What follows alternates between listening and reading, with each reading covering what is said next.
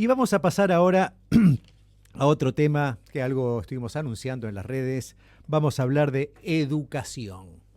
Así que para hablar de esto tengo sentado a mi siniestra al señor Pedro Núñez, investigador con ISET Flaxo, docente en la carrera de Educación de Filo de la UBA, y también coordina el equipo. ¿Por qué hacer estas siglas horribles siempre? GESICTEC, que es el Grupo de Estudios sobre Ciudadanía, Transición Educativa y Convivencia. Y tengo sentada a mi diestra a Roxana Perazza, pedagoga, docente en el Normal 7, también en Filo UBA, en UNSAM, directora general del Derecho al Desarrollo Humano en la Defensoría del Pueblo de la Ciudad Autónoma de Buenos Aires. Buenas noches, ¿qué dicen? Bueno, vamos a hablar del tema de educación. Hay como 7 temas que quiero abordar. Primero, acá tengo unos cuestionarios, unas preguntas que me pasaron, pero se me ocurren cosas más terribles para preguntar. Pero empecemos por acá. Roxana, así si sucintamente puedes tirar un diagnóstico de las dificultades educativas que hay a nivel nacional o a nivel local en la ciudad de Buenos Aires. Síntesis es difícil, pero a nivel nacional me parece que uno de los principales problemas es que nosotros tenemos mucha desigualdad repartida según el territorio, ¿no? Digamos, una cosa es una escuela en determinada provincia, ciudad, y otra cosa es una escuela en otra. Me parece que esta desigualdad cruzada por lo económico y por lo social, por supuesto, tiene repercusiones en la calidad educativa. Y eso me parece que es como el principal tema a nivel nacional que se tiene que abordar, que para mí no está siendo abordado. Y bueno, Ciudad tiene sus características propias, porque bueno... Pero es lo mismo, ¿no? Porque yo conozco colegios públicos de Núñez, donde hay una cooperadora con padres que participan, y hay como una movida donde, digamos, hay como una comunidad escolar. Y la realidad, no sé, de un colegio de Constitución puede ser totalmente otra. Sí, la diferencia significativa es que la Ciudad de Buenos Aires es una jurisdicción con un presupuesto y una recaudación significativamente mayor al resto del país, de las jurisdicciones, entonces uno esperaría... Pero no se estaría notando a veces, No se estaría notando, pero uno esperaría y tiene que demandar al gobierno local el uso responsable y equitativo de los recursos, y que no sea, como decís vos, que dependa de un grupo de padres, madres que motoricen una cooperadora o no la puedan motorizar para garantizar ciertas condiciones materiales mínimas, ¿no? Porque es eso lo que hace una cooperadora, si es que lo puede hacer. Entonces me parece que la ciudad, y si ponemos la lupa sobre la ciudad, es aún más preocupante, porque bueno, venimos de una larga, de casi 2 décadas, donde está el mismo partido político al mando del Ministerio de Educación y del gobierno en general, que no ha podido saldar algunas diferencias que tienen que ver con el norte y con el sur, pero también dentro del mismo norte, del norte de la ciudad, hay zonas que hay escuelas cualitativamente distintas o en otras condiciones que en el mismo barrio. Sin ir más lejos, Palermo, digo que está cerquita de acá, tiene algunas escuelas que están en condiciones muy terribles en términos de edilicio y de calidad educativa, y conviven con otras que no necesariamente son así. Casualmente, bueno, se arman como lo que decimos circuitos educativos muy segmentados entre uno y el otro en un territorio que a veces es compartido. Bien. Se hicieron las pruebas a aprender. Antes de darme tu opinión sobre los resultados, me gustaría que cuentes primero, para los que no sabemos nada, qué son las pruebas a aprender, o qué fueron. ¿Qué son? Las pruebas a aprender son pruebas estandarizadas. Esto quiere decir que son pruebas únicas, que se toma la misma prueba a todos los chicos, que se toman a nivel nacional. En este caso se tomó a tercer grado, a todos los terceros grados de todas las escuelas del país. Nosotros venimos con una tradición desde la década del 90 con la implementación de operativos nacionales de pruebas estandarizadas, lo cual habla de cierta cultura y cierta continuidad y sistematicidad, lo cual habla muy bien de nosotros mismos, digo, un punto a favor. Yo personalmente estoy a favor de las pruebas estandarizadas, sean nacionales y también de alguna manera también las internacionales, digo, porque ahí hay como alguna discusión entre nosotros, digamos, entre los que estamos pensando educación.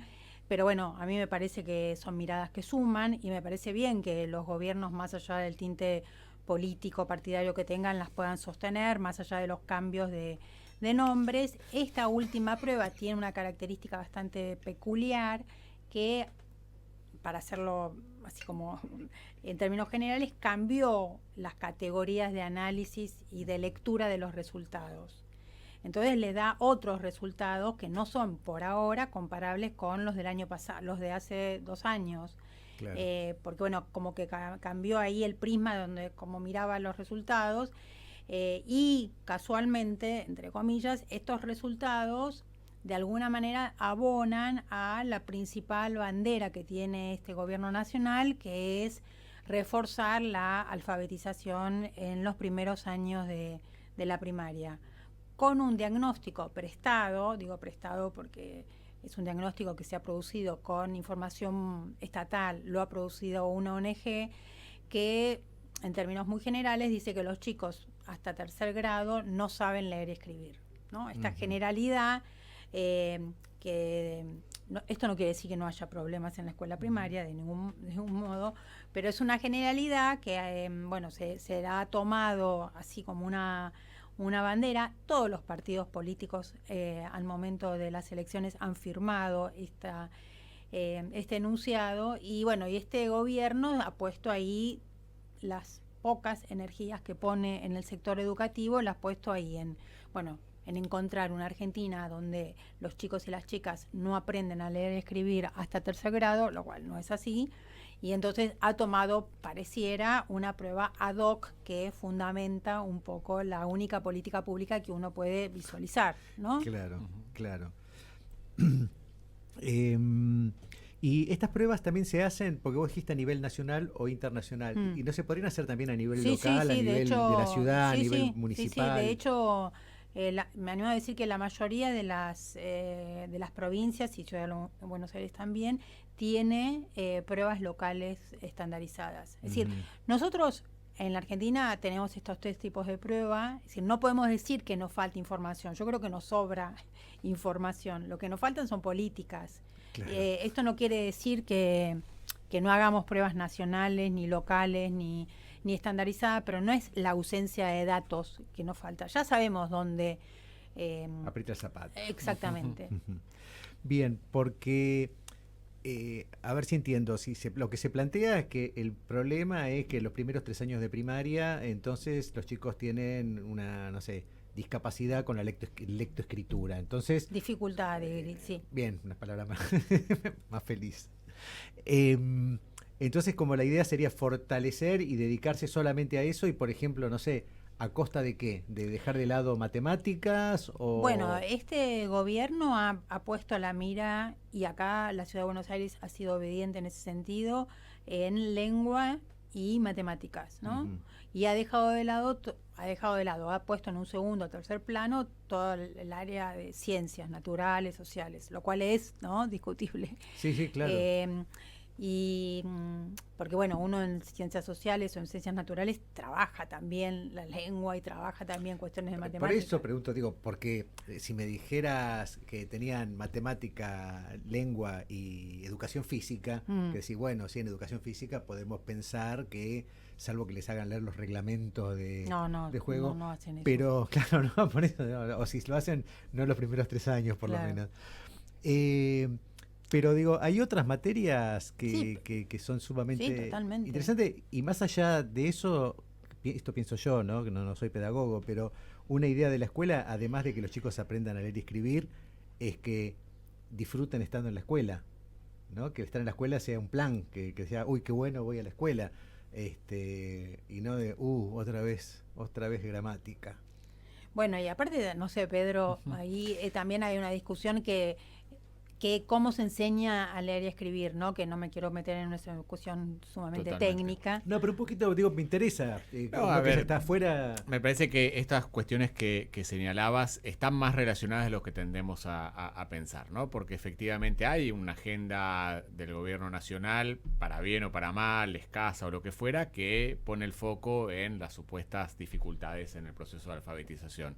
Y esto las jurisdicciones lo han llevado y las lecturas que se hacen de las evaluaciones, porque creo que acá hay que resaltar que el problema no son las evaluaciones, sino que como todo dato después tenés múltiples lecturas. Claro, por eso ¿no? pensaba cuando hay mucha información. Y de hecho, incluso en los mismos criterios de cómo agrupar las respuestas, uno podría, si toma, por ejemplo, bueno, hay 5 niveles, ¿no? Y el título de los diarios generalmente señalan el nivel 1 y 2 como con unas características. Si uno sumara el 3, que es el intermedio, los resultados serían completamente distintos. Y esto fue una complicación en la lectura que se hace acerca de las evaluaciones. Pero quería retomar esto porque efectivamente, como bien señalaba Roxana, esto lleva a que después las jurisdicciones, que son las que implementan la política educativa, somos un país federal y son ellas las responsables de llevar adelante las políticas, y ahí la desigualdad, porque hay diferentes recursos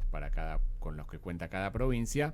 Esta definición, que en la Ciudad de Buenos Aires es muy marcada en primaria y también en secundaria a partir de las reformas que se están impulsando, lo que hacen es dejar de lado otro tipo de materias. En el caso de secundaria esto también es muy notorio, donde aparecen ciencias sociales como laboratorios o como talleres, y materias que antes tenían determinada carga horaria hoy tienen una mucho más reducida y como parte de otro tipo de articulación, que quizás haya o sea necesario pensar, porque efectivamente a veces uno piensa geografía e historia tienen puntos en común, pero sin que esto implique que en la práctica cuenten con menos horas o que esto afecte también el tipo de labor de cada docente y la función que cumple en las escuelas. Como bien decías vos, la escuela es un espacio donde a partir de la masificación que tiene el país desde la década del 90, sobre todo la escuela secundaria, es un espacio donde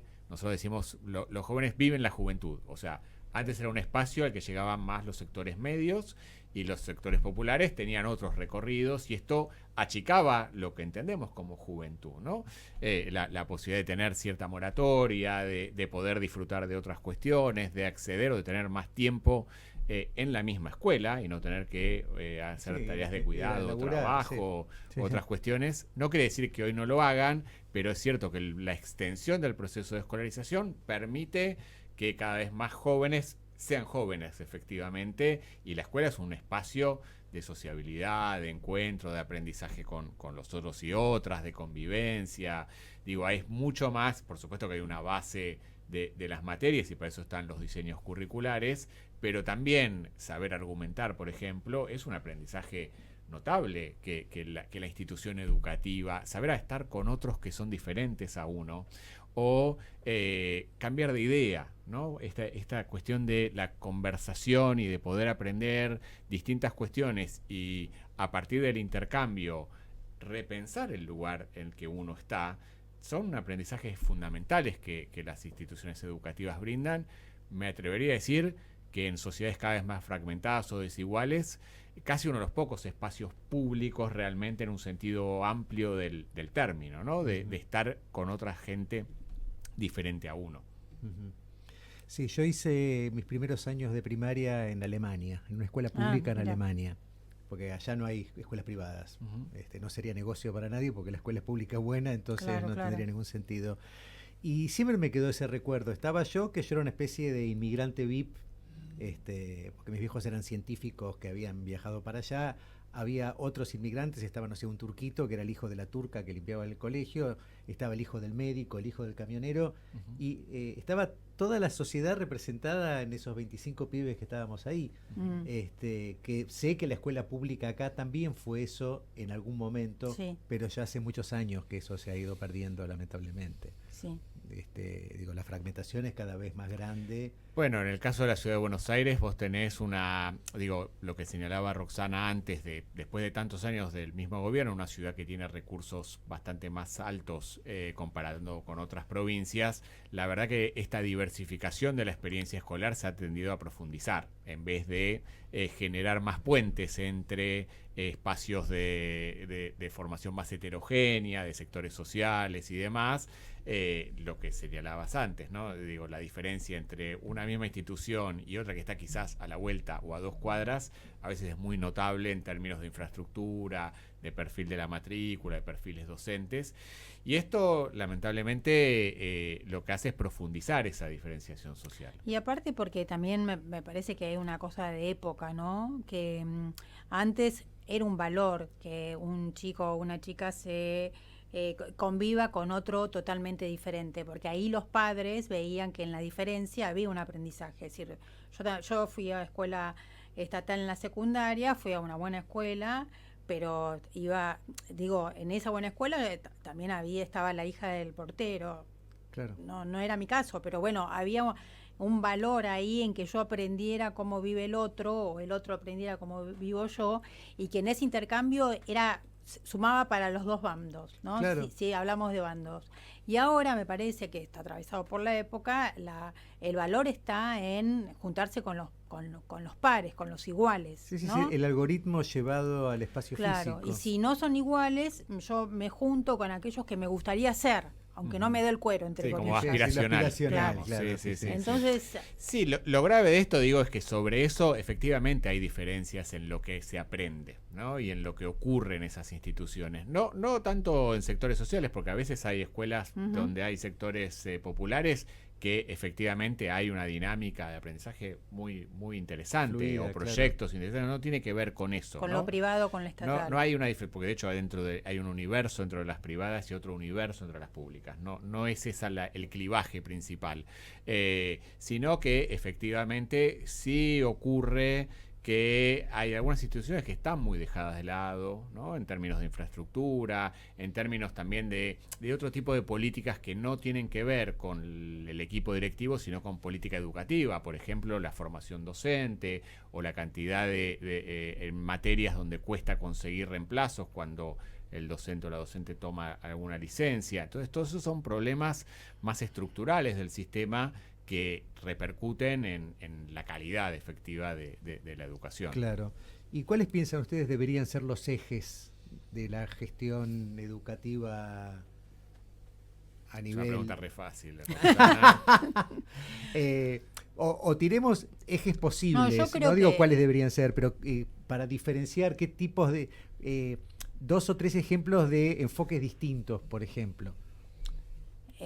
Bueno, yo creo que hay que meterse en el mejor sentido del término con el tema de la formación docente, no porque ahora esté mala o buena, pero me parece que hay que animarse a repensar la formación. Estoy hablando acá de la ciudad, ¿no? También en el país, pero bueno, en términos más locales, me parece que hay que repensar algunas cosas. Nosotros tenemos un diseño curricular desde el 2007-2009 acá en la ciudad, que es hora de... esta gestión lo está repensando, para mí lo está repensando mal. Claro, sí, eso me preocupa. Porque está haciendo como más de lo mismo, y me parece que sería bueno que nos animemos a pensar un dispositivo de formación docente distinto, ¿no? Me parece que ese es uno, también de la mano de eso, me parece que hay que pensar otras formas de carrera docente. Cuando digo otras formas, digo hoy, esto en el país, ¿no? Voy del país a lo local.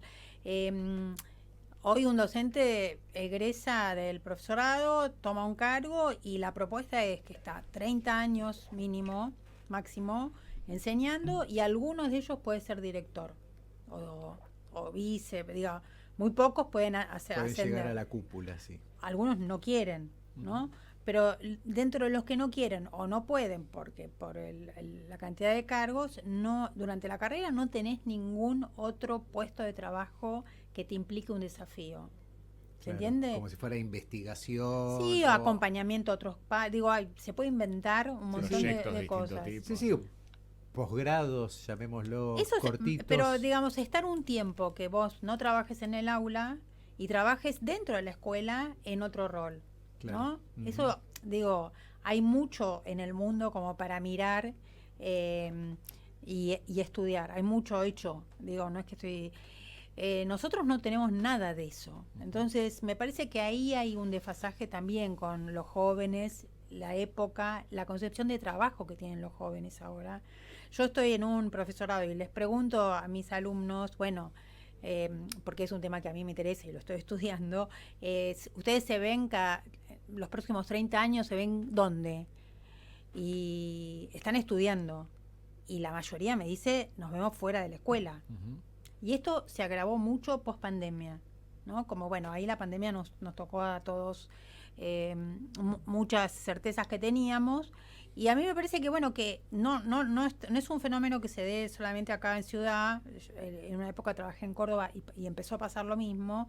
Y entonces a mí me parece que ahí hay algo que tendríamos que poder pensarlo de manera distinta, ¿no? Animarnos, ¿no? En el sentido de... Y creo que le haríamos algo una propuesta más interesante para los jóvenes los pocos jóvenes que eligen el trabajo docente como trabajo profesional. Y eso me parece que sí, es una deuda y que ahí estamos como fuera de época, ¿no? Ujú. Eso me parece algo interesante y creo que, bueno, ahí no me voy a poner a hablar porque acá hay alguien que sabe más que yo, que es el tema de la escuela secundaria, ¿no? Claro. Que si bien hay ahora una propuesta acá en la ciudad, solo abarca a 30, bueno, me parece que hay que pensar otra cosa. Bien. Sí, pues yo también, yo me puse a pensar mucho en el tema de educación leyendo a Jaureche ya hace unos cuantos años, ¿no? Y que también ahí me sirvió mi experiencia europea Claro. en la primaria para hacer comparaciones, porque una de las cosas que planteaba don Arturo es que allá en Europa van de lo chiquito a lo grande. Entonces yo me acuerdo, en la primaria empezábamos viendo flora y fauna del entorno del pueblo donde vivíamos. Y en historia también, la historia del pueblo, de cómo fue, porque había un palacio, de un marqués que entonces... Y de ahí en más se va creciendo y eso va forjando, por supuesto, una identidad. Y aparte uno iba al laguito donde íbamos a patinar sobre hielo y vos sabías que si había pececitos, qué había, si había un alga, qué era. Ujú. Era como todo muy verificable. Lo que vos veías en la escuela era una realidad palpable. Cuando, si en geografía lo primero que tenés que estudiar, no sé si lo primero, pero yo me acuerdo de ver lo que padecí estudiar las cadenas montañosas chinas, ¿no? Muy interesante. Claro que decís, me parece que es algo que tenés que tener una noción, obviamente, hacia el acervo cultural de una persona, pero cuando todo es así, que entonces la escuela está como escindida del mundo real, ¿no? Entonces uno entra al colegio, se pone en modo colegio donde se habla de un modo, se ven determinados temas, todo, y uno después sale a la calle con otra realidad totalmente distinta. Sí, hay algo ahí que de la escuela como institución que tiene que estar conectada con su época, ¿no? Me parece que hay, un poco en línea con lo que planteaba Roxana, a veces las instituciones tienden a cerrarse, ¿no? Por diferentes razones, porque a veces también organizar una salida didáctica es complicado, porque hay que pedir permisos, no estamos tan habituados a esto de los recorridos que son fascinantes. Digo, cuando hay una salida escolar, Es una los fiesta. chicos aprenden un montón Claro. en esos espacios, ¿no? Sí, Que van sí, a un sí. buceo, que van a un parque, que van al planetario, un montón de cuestiones súper interesantes y que incluso uno podría pensar que en un sistema tan diversificado generaran espacios de encuentro entre distintas instituciones, por ejemplo, ¿no? Ujú. Más allá de que en la escuela donde te toca, efectivamente puedas cruzarte con chicos y chicas de otros sectores sociales y de otros espacios en ese tipo de encuentros. Es una escuela que está conectada con su entorno y conectada también con la época. Me parece que algo de esto traía Roxana cuando dice, bueno, hay que repensar un poco la secundaria, hay que repensar el rol o los perfiles docentes, ¿no? Y la cuestión de cómo dialogamos con este mundo contemporáneo. Acá, digo, la Ciudad de Buenos Aires, cierro con esto, me parece que está tratando de llevar adelante una reforma, parte de un diagnóstico que podemos compartir o no, que es interesante, pero que creo que igual que en el diseño curricular toca las teclas equivocadas, ¿no? Me parece que está llevando adelante de una manera no tan interesante como podría serlo. Bien. Tenemos ahora en línea a una tercera entrevistada Ella es Lucía Litichever, doctora en educación, autora del libro La convivencia escolar, nota sobre los vínculos en la escuela secundaria, investigadora en Flaxo y UNIPE y docente en institutos de formación docente. Buenas noches, Lucía. Acá Conrado Geiger te saluda. Hola, ¿qué tal? Buenas noches. Y bueno, estoy acá con Roxana y con Pedro, no sé si se conocen. Algo. Se tienen. Bien. Bueno, sí, nos conocemos. ¿Qué tal, Roxana, Pedro? Buenas noches, ¿cómo están? Tengo comunico, capaz que, no sé si es que entra por el parlante y el micrófono, es una especie de acople. Nacho, vos me dirás, sí, ahí lo están corrigiendo, porque estás hablando como de la ultratumba. Digo, wow. Pero yo mientras te voy preguntando, ¿ya estamos? ¿Lo arreglamos? Se habla mucho de los conflictos en las escuelas, las consecuencias de la pandemia, los cambios en la relación entre docentes y alumnos. ¿Qué cuestiones encontraste en tu experiencia docente y de investigación? Chan. Bueno, en relación con, digamos, con las consecuencias que pudo tener la pandemia, creo que hay un crecimiento de los problemas vinculares que aparecen en las escuelas a partir del encuentro con el otro, la dificultad de ese encuentro con el otro que generó la distancia en la pandemia, ¿no? Ahí aparece una dificultad para aceptar las diferencias o la paciencia en relación con los tiempos de cada uno, las respuestas diversas o más explosivas en relación con cuando hay dificultades en la aceptación de la diferencia que aparece en el otro. Bueno, encontramos como un crecimiento exponencial de los problemas de salud mental y sobre todo los problemas de salud mental en adolescentes, ¿no? Hay ataques de pánico, trastornos alimenticios, autolesiones, bueno, situaciones que también generan aislamiento. Y ahí la escuela tiene como un lugar prioritario para generar y posibilitar ese espacio de encuentro con el otro que fue como dificultado a partir de la pandemia. Y yo en entrevistas a estudiantes durante la pandemia, incluso una de las cuestiones que más extrañaban era esa posibilidad de la cercanía física con el otro, el poder mirarse a la cara, qué pasaba con ese encuentro, el chiste, el pasilleo, ¿no? Lo que pasaba ahí de la rancheada, ¿no? Como mencionan ellos, de lo que pasaba más en lo espontáneo, que eso se perdió un poco en la pandemia y hay una dificultad de volver a generarlo, ¿no? De ese tiempo compartido que hay que volver a construirlo, ¿no? Y ahí hay como algo para seguir pensando que genera dificultades, que hay que volver a pensar, bueno, cómo aparece ese reaprender a vincularnos con el otro diferente, con el otro que piensa distinto, con los tiempos diferentes en el aprendizaje también, en lo académico, y bueno, esa es una de las dificultades que vamos encontrando y que generan conflictos hoy en las escuelas, ¿no? Claro, como que el eje debería ponerse más en el tema de la convivencia.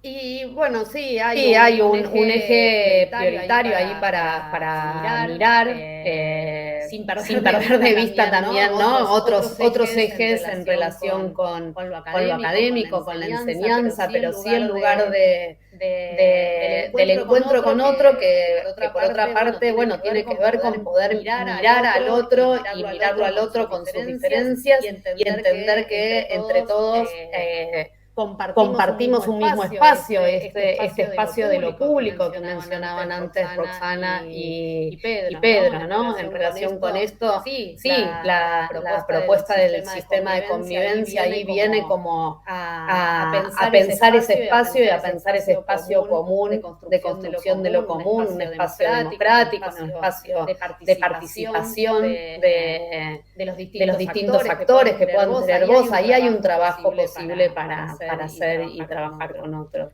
Claro, porque pensaba todo esto que nos trajo la pandemia a todos, ¿no? Que es esta posibilidad, justamente lo que estamos haciendo ahora, de hablar a distancia a través de una pantalla, e ir incorporando eso a nuestra vida cotidiana, más allá de lo laboral.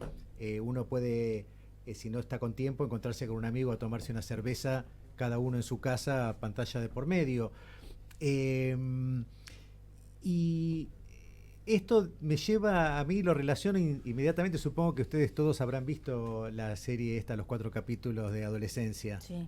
¿no? Porque creo que esto lo cruza transversalmente, todo esto que estamos hablando.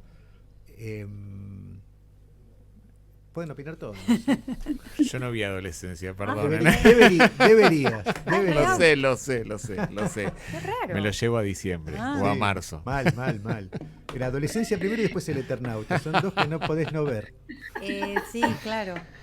A mí me parece, bueno, yo sí la vi, pero me parece que refleja bastante bien lo que les puede pasar a los chicos y a las chicas, ¿no? También refleja el lugar de la familia y también los límites que tiene, ¿no? Claro, yo pensaba en esto de como todos nosotros somos del siglo pasado, es más, del milenio pasado, sí, ¿no?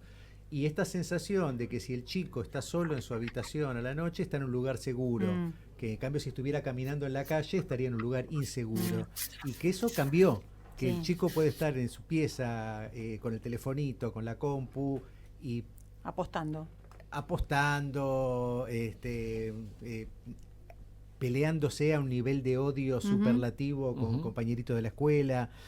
Sí, el cuarto propio, que era un triunfo, digo, incluso en términos del feminismo, ¿no? De Virginia Woolf, digo, hay algo ahí de ese cuarto de autonomía, de logro, de independencia y por supuesto de libertad, termina en esta época, digo, por el uso de redes y demás, como un lugar de peligrosidad. Digo, no es solamente, digo, la distancia entre la escuela y la calle, o la casa y la calle, sino que hoy está todo tan interrelacionado, ¿no? Y que nosotros esto lo encontrábamos en las investigaciones. Digo, los chicos y chicas no viven la vida separada como tendemos a hacerlo los más grandes, ¿no? Esto es que estamos conectados o estamos desconectados en tomándonos una cerveza juntos, ¿no? Ellos viven al mismo tiempo, on y offline. Esto claro. lo trabajó mucho Lucía en su libro y en otros trabajos, pero digo, esta cuestión de que todo es parte del mismo universo.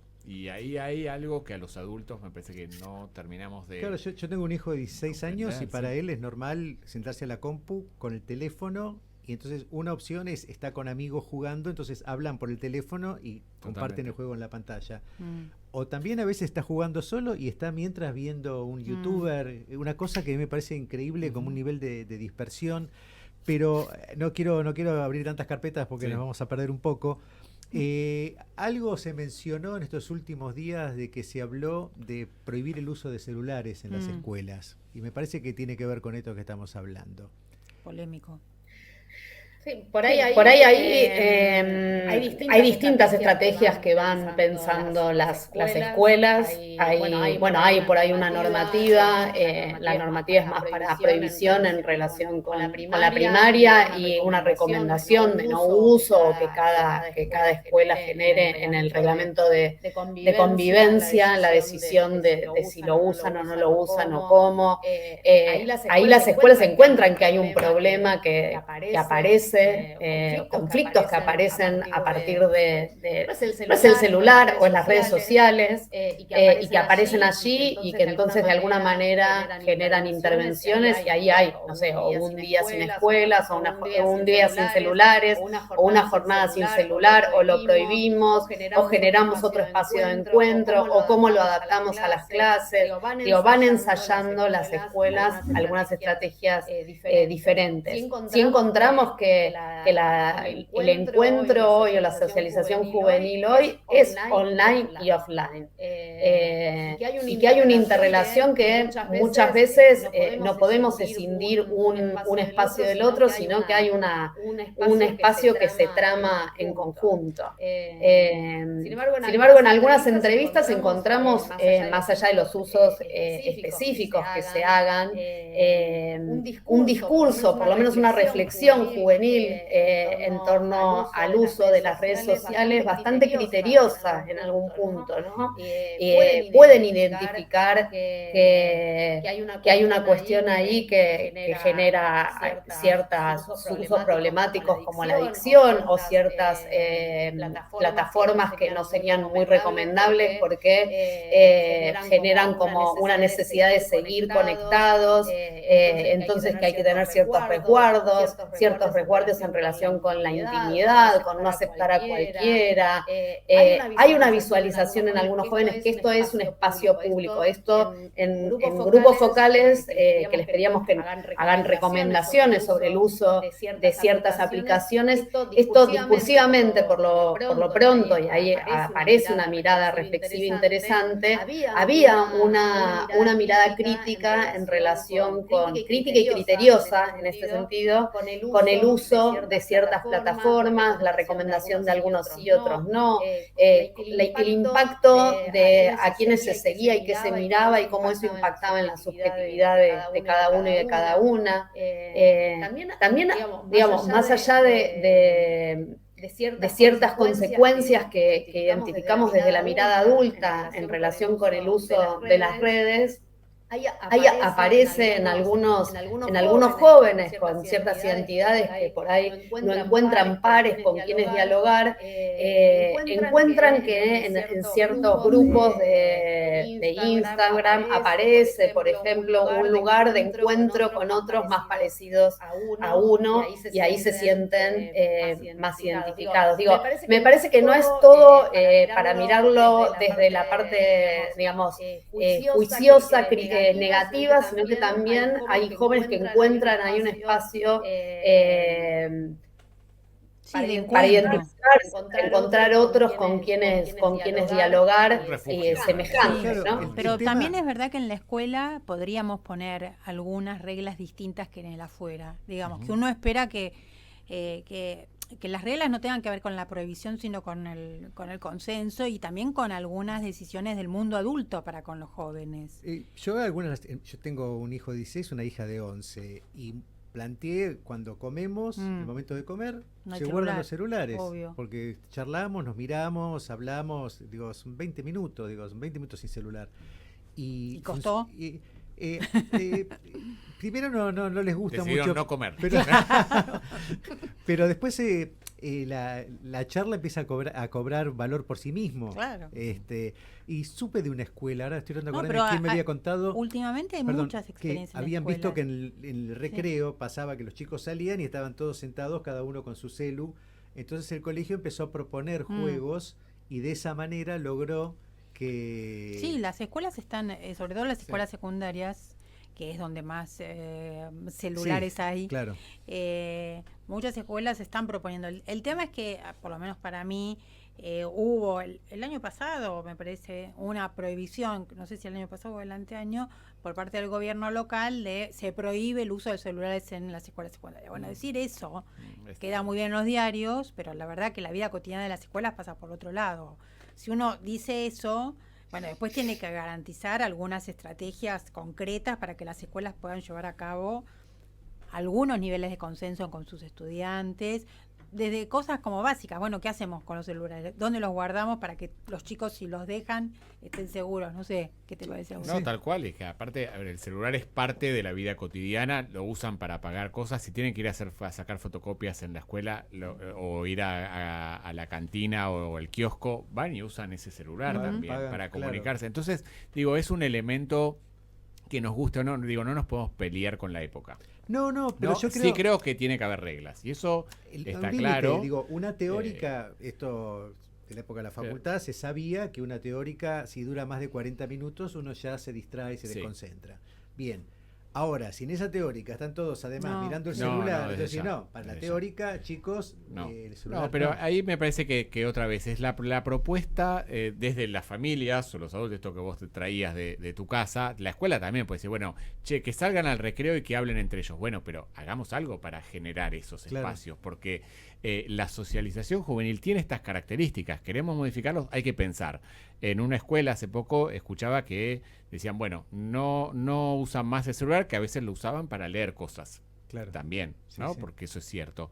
Bueno, tienen que traer las fotocopias, tienen que traer el libro. Bueno, el entorno de Empezó a alfabetización complicarse, también cambió. Claro. Entonces, bueno, tenemos los libros para darles y que todos puedan leer ahí o seguir las fotocopias y en las Yo había materias. pensado en hacer como una gran, como si fuera una bóveda de una gran Faraday, como se llama, una red de cables que impida que llegue la señal telefónica. Entonces, bueno, hay inhibidores para algunas páginas Sí. en las escuelas y eso es una medida Está interesante, bueno, por sí. ejemplo. Claro. ¿no? Entonces, decir, bueno, los sitios de apuestas o lugares de pornografía, bueno, no se puede acceder cuando están en la institución. Eso es una medida que pone reglas, o sea, marca un tipo pero de para mí, uso. digamos, son como dos discusiones, ¿no? Uno es el contenido que sea y otro es el hecho de estar conectado. Pues yo lo hago también con amigos, de proponer, tenemos 1 hora para tomar un café. Sí. Bueno, apagamos el celular, lo Obvio. metemos en el bolso. Sí.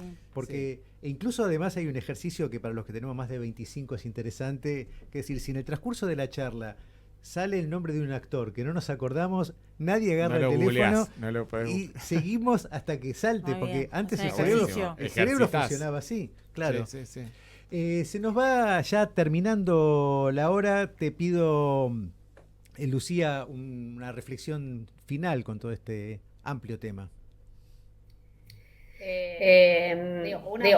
Una cuestión para pensar es que la problemática en relación con el uso del celular podemos pensarla, como venimos hablando, en términos más epocales que generacionales. Digo, ahí también hay como una mirada de qué usos hacemos los adultos en relación con el celular. Vos decías esto de nos encontramos con alguien y la posibilidad de no buscar, o la cena compartida, y a veces por ahí, no sé, yo tengo la misma regla en casa y a veces con el que más cuesta es con mi marido y no tanto con mis hijas. Entonces digo, también para sincerarnos con cuáles son los problemas que a veces desde la mirada adulta los ponemos, sin negar que los problemas están y que aparecen muchos conflictos y que hay con muchos conflictos que se nos escapan, ¿no? Las cuentas de confesiones, las cuentas de promociones de las distintas escuelas donde circulan chismes, amenazas,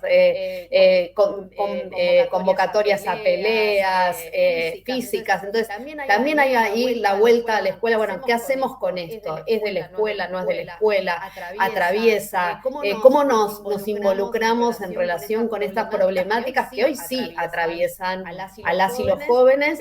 Pero pensando en que son problemáticas epocales y que desde ahí, bueno, ¿qué hacemos las distintas instituciones para intervenir en estas situaciones que nos están atravesando? Porque un tema que ni tocamos, que da para un programa entero, son los grupos de mamis. No de papis. No, son mamis y papis. Hay más mamis que papis. Puede ser, sí, pero digo mamis porque son mayoría, pero somos varios papis. Igual me refiero a ese mundo. Es un mundo. Que uno se ve armando grupo con gente que no conoce, con la que no tiene ninguna afinidad, más allá de que los hijos van a la misma escuela. Y es un cosmo interesante. Ahí está el tema epocal que decía Lucía, claro, cómo usamos las redes también los adultos. Y que también ahí, ¿no? Les quitamos autonomía muchas veces a los estudiantes queriendo intervenir en esos grupos. Son un espacio para mirar con más atención, porque digo, ahí intentamos muchas veces desde los adultos resolver algunas situaciones que deberían resolverlas, ¿no? Darles autonomía para que las resuelvan, para que generen estrategias y pidan ayuda, ¿no? Volver a la escuela, ¿no? Nos estamos metiendo también, pero desde un lugar que es un poco problemático en la escuela a partir de esos grupitos. Sí, pues yo me acuerdo cuando yo era pibe que se hacía la reunión de padres 1 o 2 veces por año, pero mis viejos no interactuaban con todos los padres todos los días.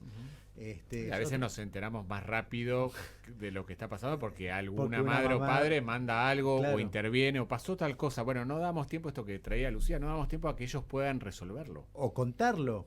Y narrarlo desde ellos y no desde la interpretación que la mirada, le damos, ¿no? Claro. Acá y digo, el tema primero que le atribuimos conductas a los jóvenes que están mucho más extendidas, ¿no? Y después hay algo ahí del vínculo que pensamos mucho a los jóvenes y no tanto la posición del adulto frente a esto. Claro. Es mucho más fácil echar culpas. Sí. Obvio. Bueno, Roxana, ¿querés hacer algún cierre también? Sí, en términos más generales, yo creo que, bueno, hoy tocamos algunos temas que es Muchos. como una agenda, ¿no? En realidad planteamos más preguntas que bueno, respuestas. pero siempre se trata de eso. No tenemos ninguna situación de poder como para tomar decisiones, así que mejor hacer eso. Pero no, lo que pensaba es que me parece que ojalá tomemos esta agenda que hoy hablamos un poco acá y nos animemos a desarmarla y a armarla otra vez. Digo, nos animemos desde el progresismo, que es una palabra amplia y difusa, lo sé, pero digamos, a hablar de algunas cosas que son a lo mejor políticamente incorrectas, pero que bueno, que algunas las dejamos pasar y creo que cometimos un error en dejarlas pasar. Varios errores. Bueno, yo marco uno para no deprimirnos tanto.